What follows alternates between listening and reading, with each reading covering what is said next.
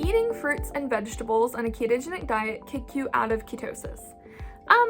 It can, depending on what you eat. So especially some of the higher carbohydrate, lower fiber type fruits, for example, things like bananas, those can make it harder to keep your total carbohydrate intake under a level that for most people will induce ketosis. But a lot of people, find plenty of room to fit in some of these higher fiber, lower sugar type fruits and vegetables. So berries, for example, is a really good option for fruits. And then for vegetables, kind of shying away from the starchier vegetables and preferentially eating like green leafy vegetables, for example, sprouts, cauliflower, these kind of things. So it's all on a continuum.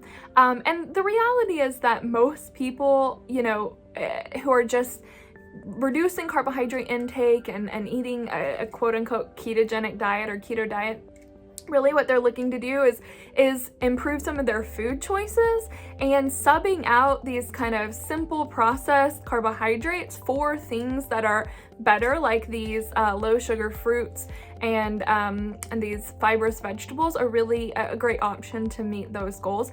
And everyone is different. So some people can consume a fair amount of carbohydrate and protein and still remain in a level of ketosis. So ketosis is cool in that it's a dietary lifestyle or dietary eating pattern that you can actually check to see if you're reaching your goal. So if you're interested to know if you are in ketosis, there are urine analysis sticks and blood glucose meters and blood ketone meters that can actually tell you if you are in a state of ketosis. And like I said, people are totally different. So for one person, what it takes to get into ketosis, that might require, keeping their net carbohydrate intake to less than 20 grams a day. But for some people, it might be less than 50. Or, if you're an athlete and very active, or you just have kind of a unique metabolism, you could even eat more than that and potentially stay in ketosis.